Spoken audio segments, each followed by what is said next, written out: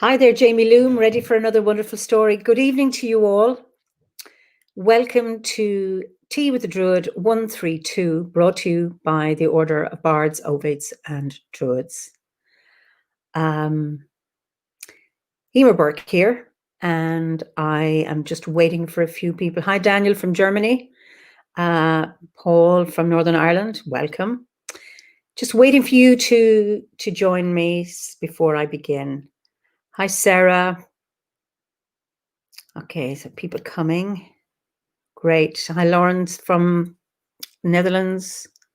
Somebody from Mexico. Lovely. From St. Lucia, Minnesota in the US, Chicago, Seattle.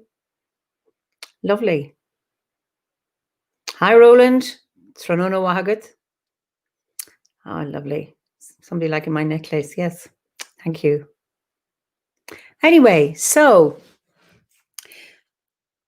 I have a story for you tonight, again, another one for this time, and it's a shorter story than my previous ones, and it will lead into a meditation. And this is one of my own stories. It's a very, very old story, and I remember it just as if it happened yesterday. A long, long, long, long time ago in this land,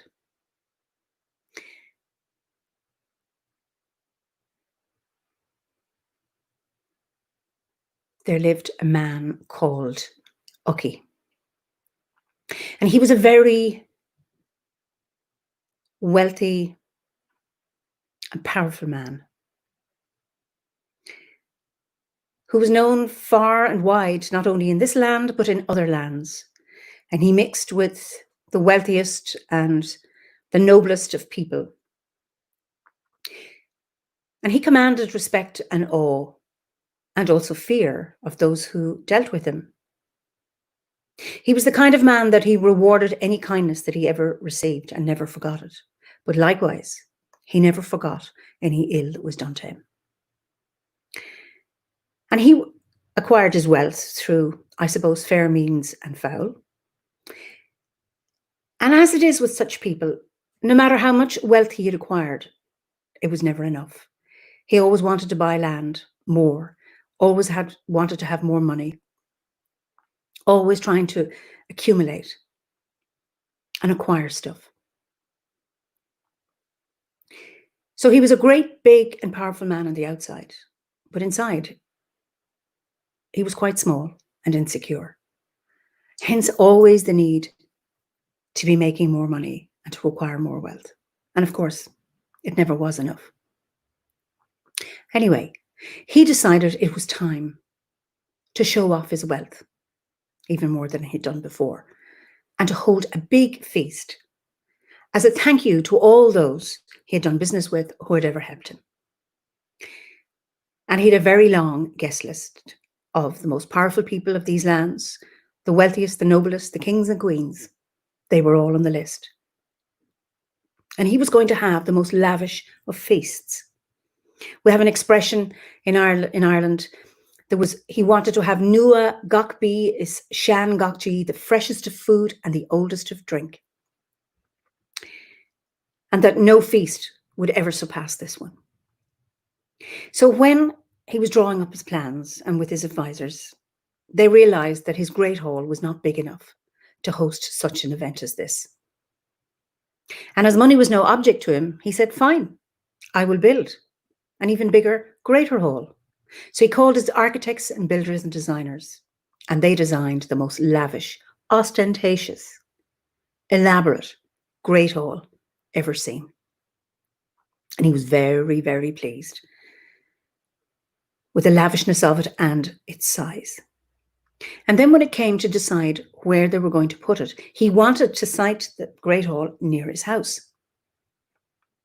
But there was no space in the grounds near his house to put it.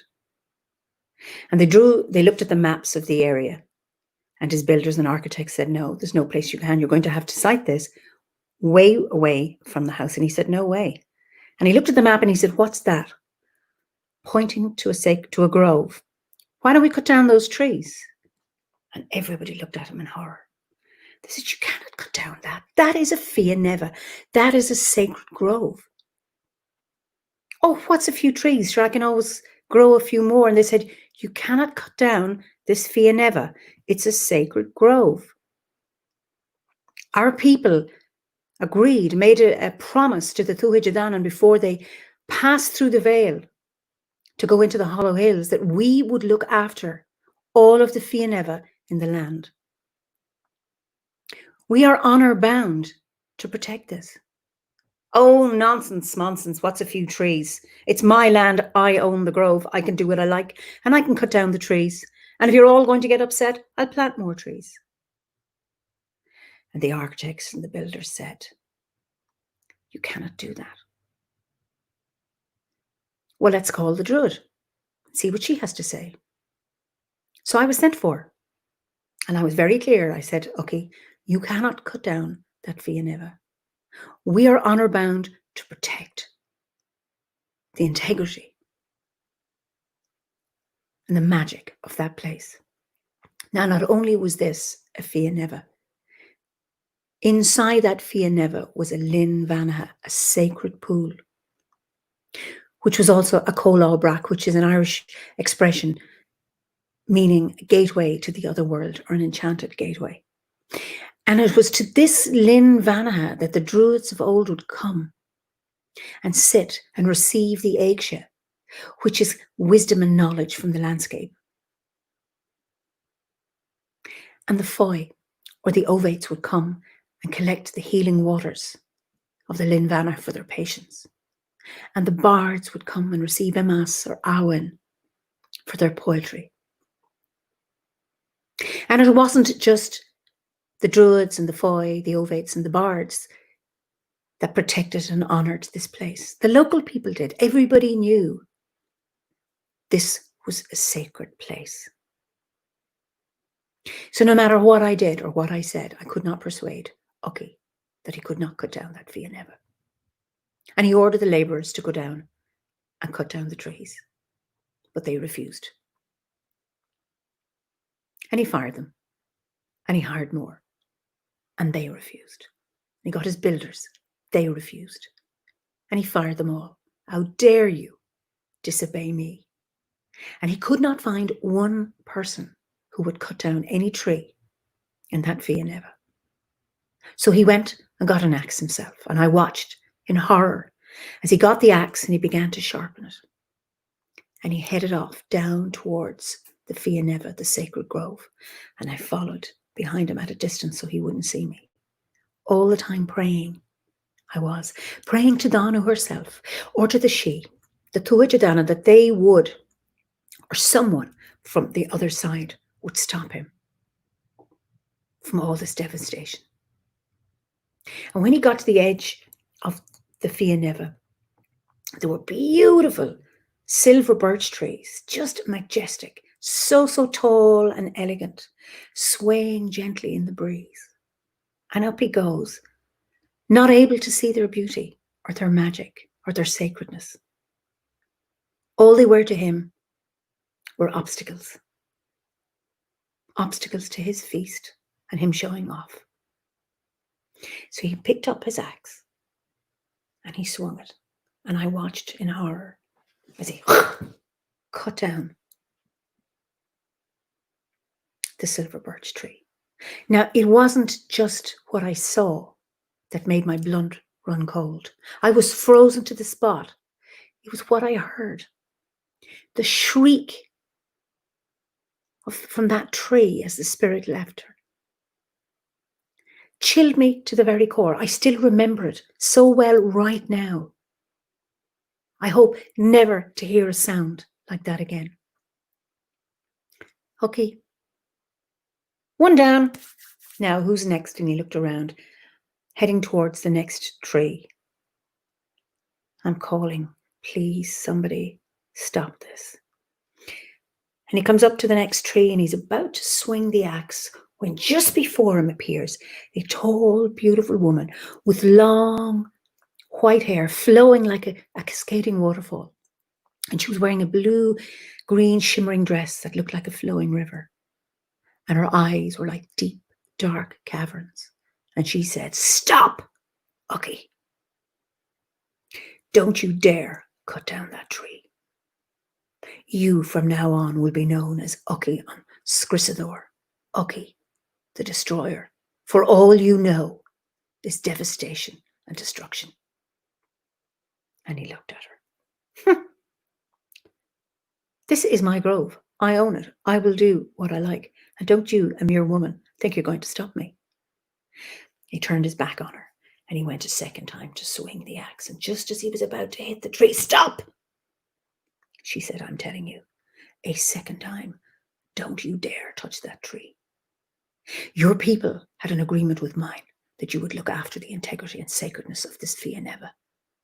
Don't you dare break the laws of the land, the laws of the landscape, the laws of nature by your greed."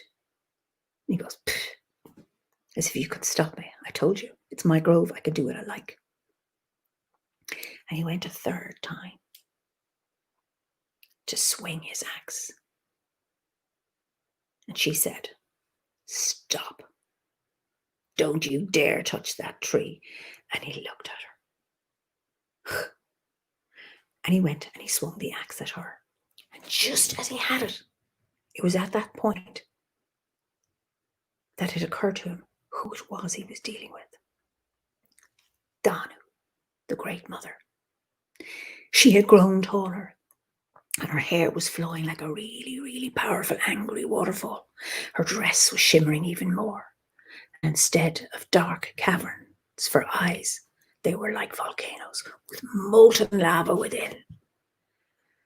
And he could see her rage, and he was frozen on the spot. "Eochaidh on Scriosadóir, Eochaidh the Destroyer, I curse you. You have never known satisfaction. You have never, ever had enough. You have always wanted more. You never could appreciate what you had.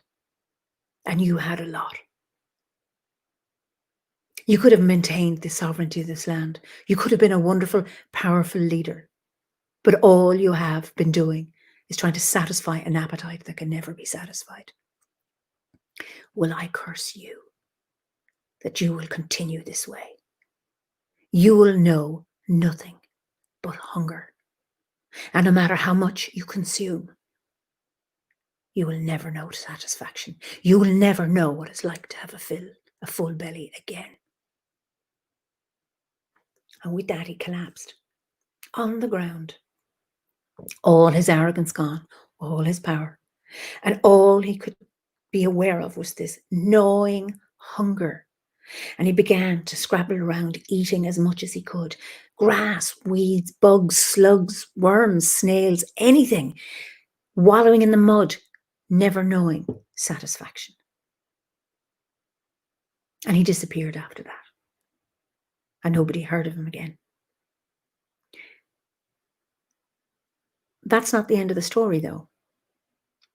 Danu was very worried and very concerned about this Fia Neva. All right, she managed to stop one Eochaidh on Scriosadóir. But she knew there would always be an Eochaidh on Scriosadóir, and as we well know, that is so true. So what she did is she placed a Fia, that is a magical mist of invisibility, down over the Fia Neva and the Linvana within.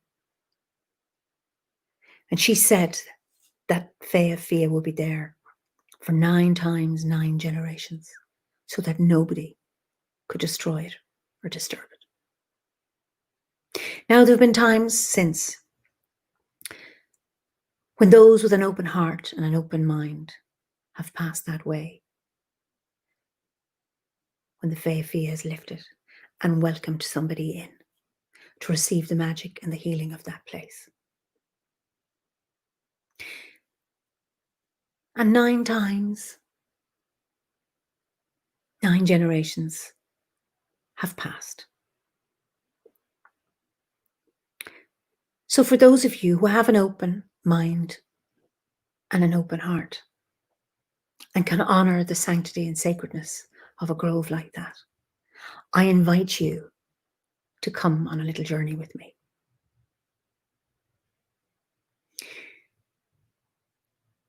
So as you're sitting in front of your screens, just become comfortable. And when you're ready, I invite you, if it feels right, to close your eyes and to go within.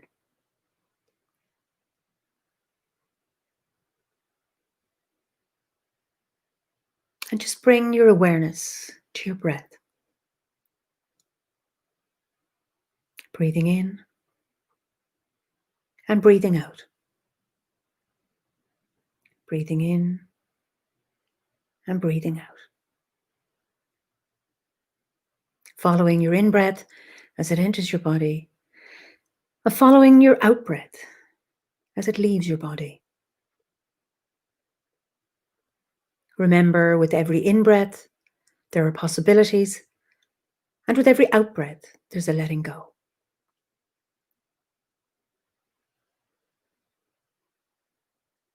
And now I'd like you to imagine that you're walking outside someplace in nature. Just to look around your landscape. It's daylight and the sun is shining, and the temperature is just right for you. And just notice what you can see. Notice the colors. Notice the textures.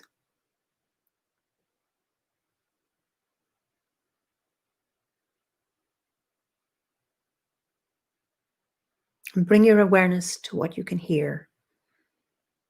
Maybe the sound of birds, of insects flying around, or the gentle breeze blowing through the trees.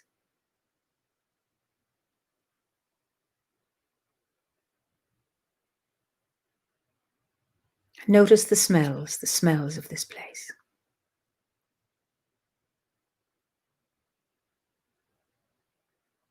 And the tastes.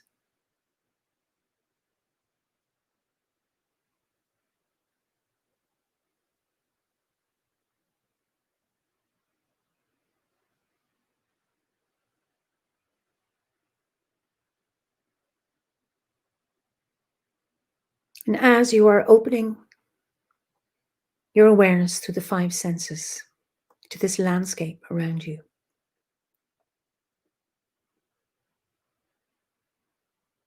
you look behind you and you notice a grove that hadn't been there before. And you know the fear has been lifted. And you sense the grove is welcoming you to go within. And you walk to those trees. And you find yourself inside this grove. This Fianeva, this sacred grove. And you know it's different. It's different to any other forest or woodland you've been in. There is no clear pathway, but you know where to go. And you sense the magic, the driocht in this place as you begin to walk forward.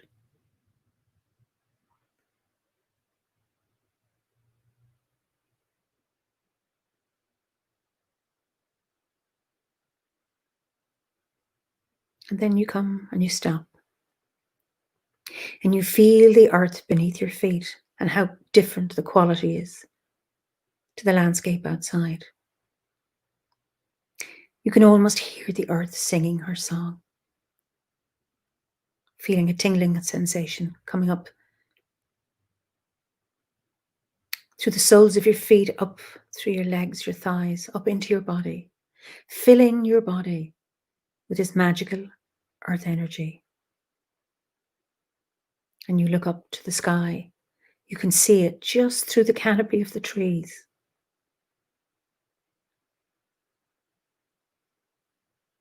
And you draw down that sky energy through the trees, down into the top of your head, right down into your body. Sensing that dance between the energies of the sky and the energies of the earth within your being. Filling every cell of your body. feeling yourself at one with the sacred grove. With every breath, you are sharing your breath with those of the trees, breathing in and breathing out. Breathing in and breathing out. And you continue to walk.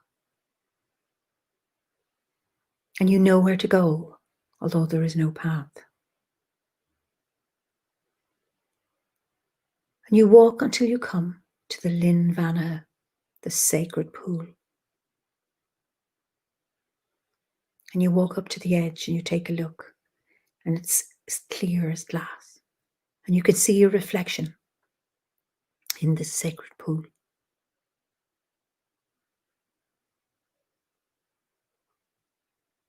And you sit down beside it. And you notice a little goblet.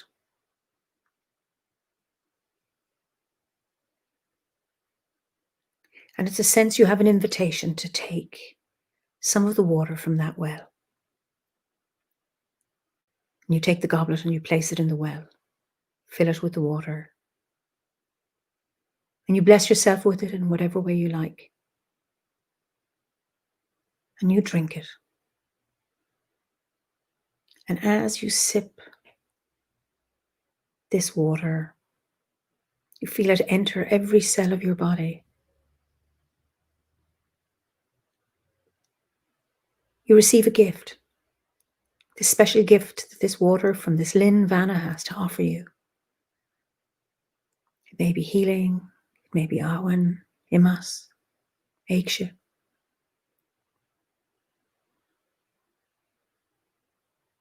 And you drink it in, and you drink it in deeply.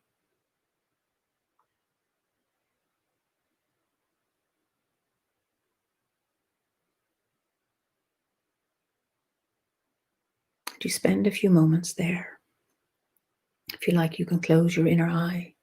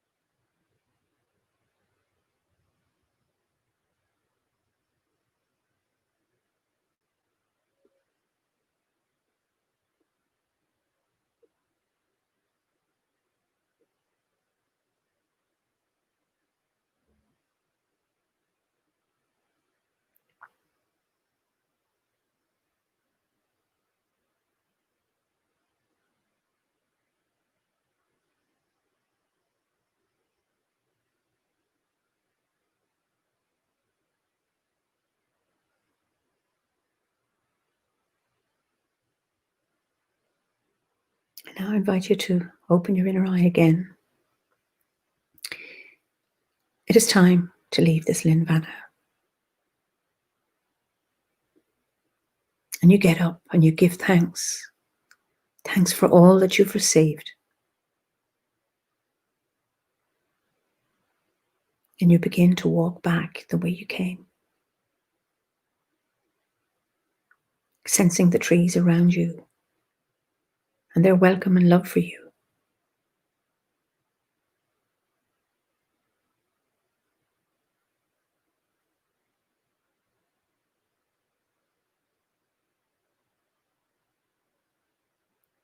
And then you walk towards the edge of the Fia Neva. And you stand and you close your inner eye once more to give thanks for the welcome you've received there, for the magic.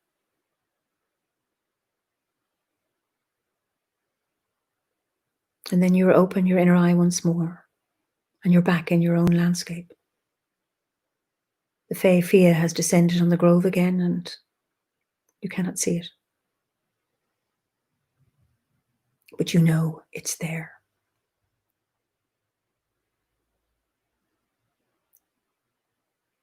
And you begin to walk back along the way you came in your own landscape.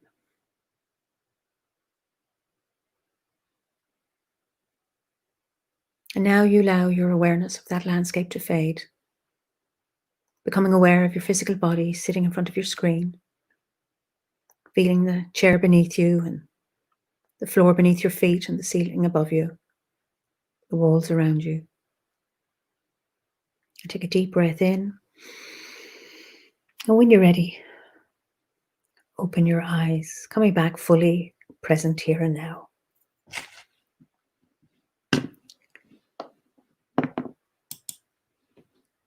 So, I hope that was transcending into the magic. Thank you. I hope you enjoyed that, and I'd be interested in hearing how that was for you. So I will look at your comments and respond. So thank you all for being with me again, and I look forward to seeing you next week for another tea with the Druid. In the meantime, be well and be safe. Slán go fóill. Goodbye for now.